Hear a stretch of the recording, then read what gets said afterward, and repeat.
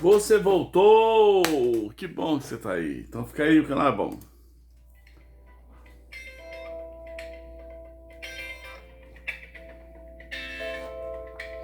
Canal Rabi Lopes. Canal de variedades com cosmovisão cristã. Olha, eu preciso que você se inscreva. Eu preciso que você aperte no sininho e aperte em todas, se você ainda não é inscrito no canal. E você que já é inscrito no canal, de tempos em tempos, o YouTube baixa as recomendações. Porque aqui a gente não fala de funk, a gente não fala de bumbum rebolando, a gente não fala de quem traiu quem ficou com quem transou com quem é a cantora do sertanejo que tá deixando o marido. Não é essa a pauta aqui. Então a plataforma tem seus próprios interesses. Mas a plataforma respeita quando há interatividade. Então, quanto mais você dá like ou dislike, ou comenta, gostando ou não gostando, então a plataforma respeita e começa a divulgar o canal para mais pessoas. Então, se você puder fazer isso, somos gratos a você, tá bom?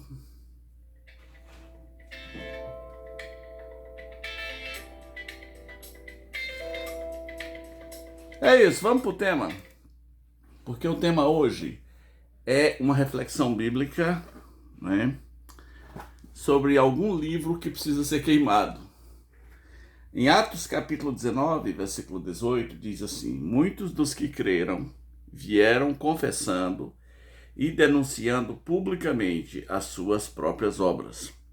Também muitos dos que haviam praticado artes mágicas, reunindo os seus livros, os queimaram diante de todos. Calculados os seus preços, achou-se que montavam a 50.000 denários, e assim a palavra do Senhor crescia e prevalecia poderosamente.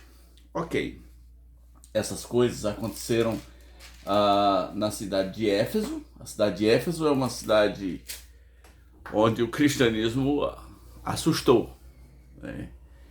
Causou muitos agitos, prejudicou a bolsa de valores do mercado de fabricação de ídolos, agitou o comércio, agitou as religiões, o pessoal que estava pregando a palavra lá foi chamado de esses que têm transtornado o mundo.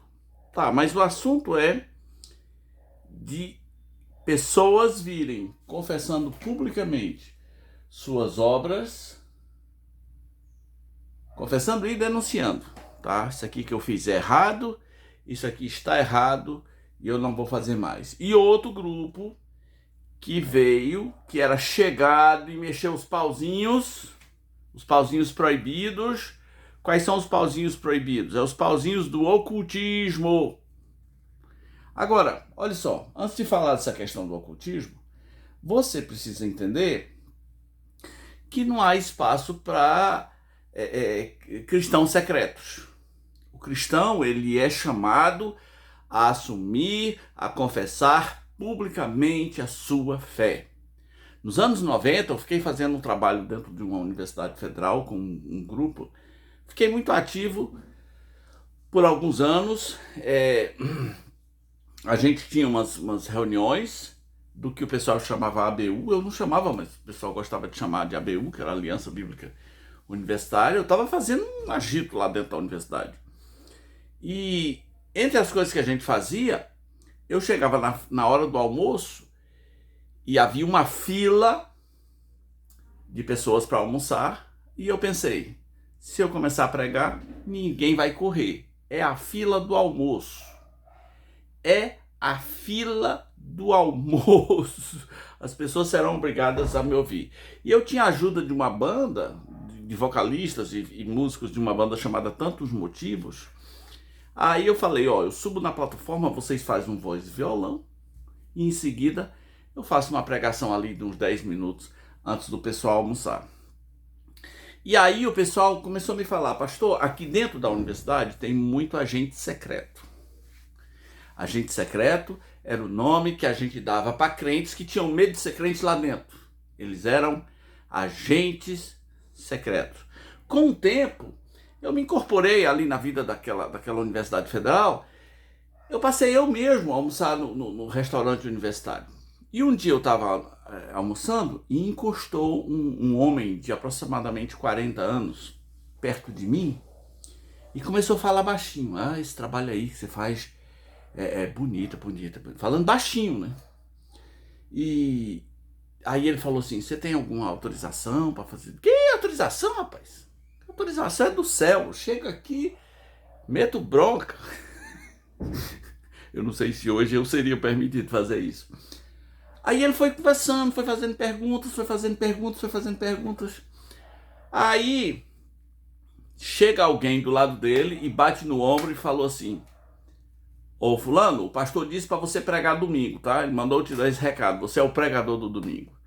Então eu estava conversando não só com um agente secreto, mas um pregador agente secreto. Que lá na sua igreja devia ser um cachorrão pitbull, mas ali dentro da universidade era um gatinho. Queridos, nós somos chamados a assumir a nossa fé. Se com a tua boca confessares o Senhor Jesus, tem que haver uma confissão, tem que haver uma confissão pública. Éfeso fervia o negócio, era o centro do paganismo. E a Bíblia diz, muitos dos que creram vieram confessando e denunciando publicamente as suas obras. Talvez vai vir um tempo em que as pessoas terão vergonha de confessar publicamente que são cristãos. Agora, também não há lugar para simpatizantes, né? Tem muita gente que não é, em tese, anticristão, mas também não é cristão. É meio que simpatizante. Isso me faz lembrar de um homem que chegou para Jesus e com um papo, uma conversa, e Jesus falou assim, você não está longe do reino de Deus.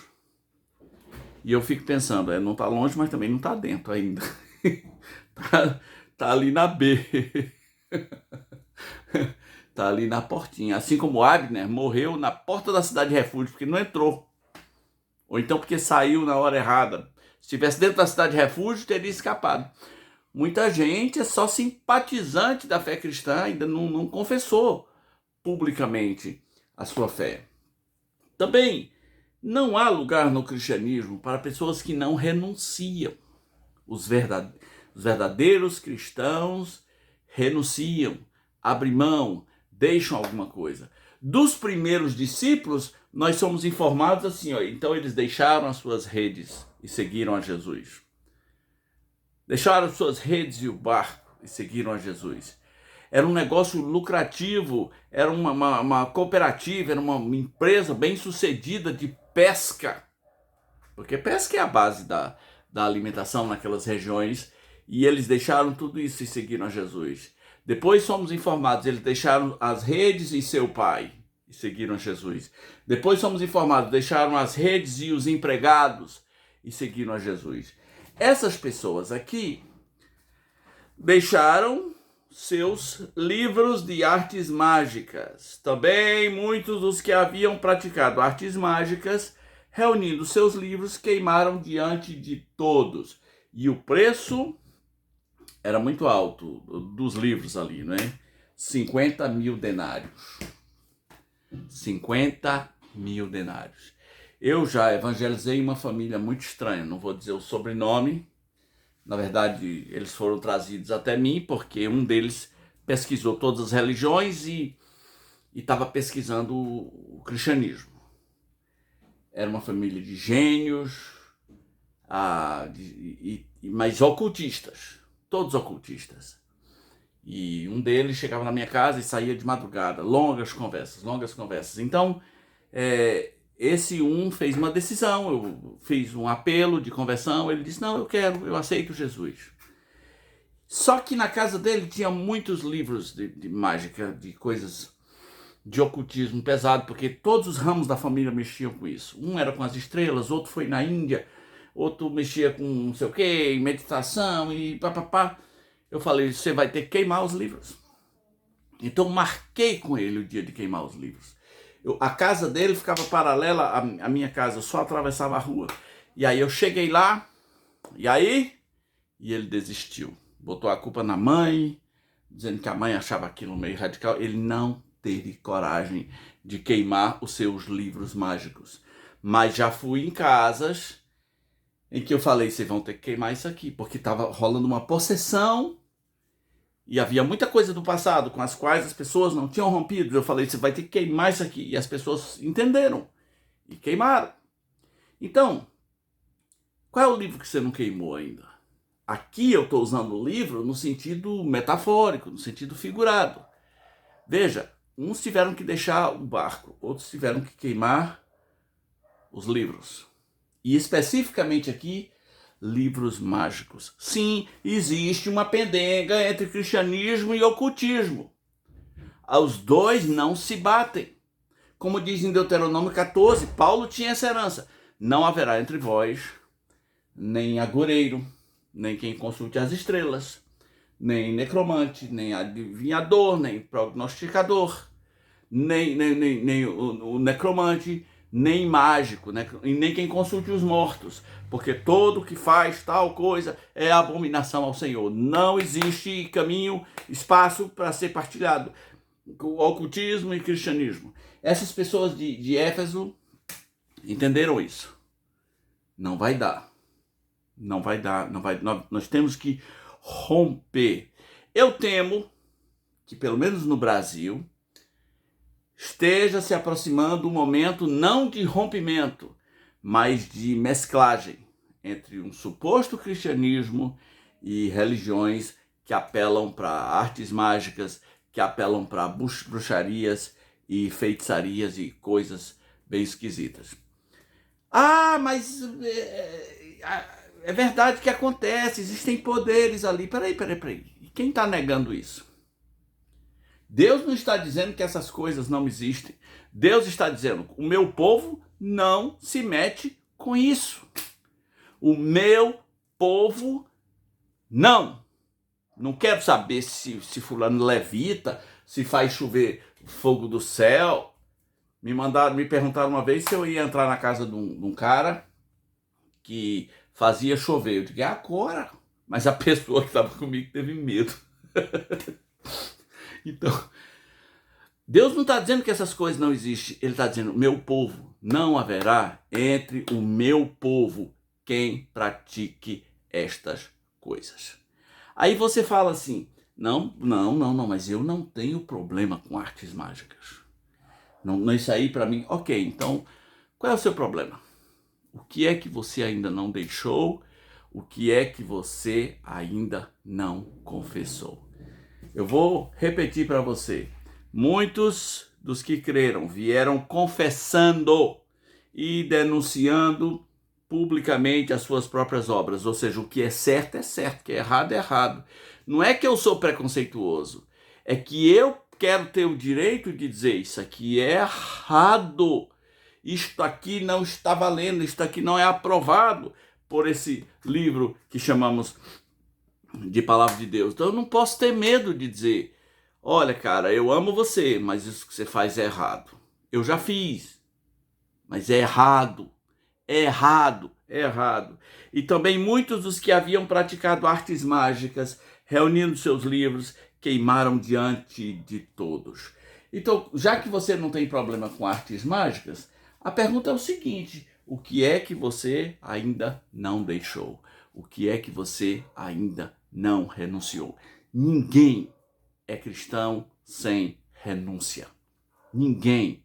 Não acredite nesse cristianismo, nesse evangelho que não tem poder para fazer o ser humano renunciar. Jesus disse, se alguém quiser vir após mim, a si mesmo se negue.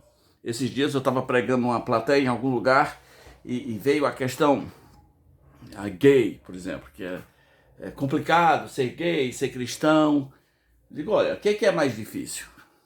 É ser gay ou ser um hétero devasso? Os dois têm que negar a si mesmo.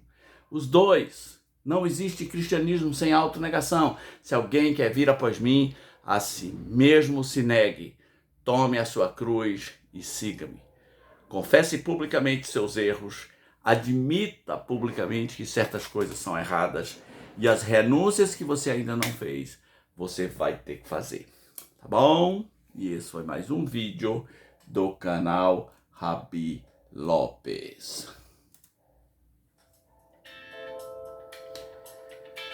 E aí?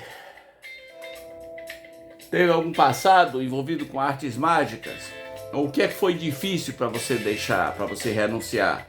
Foi as redes, foi o barco, foi os livros, foi a farra, a bebida, o que foi? Deixa aqui seu comentário, tá bom? Se inscreve no canal é bom.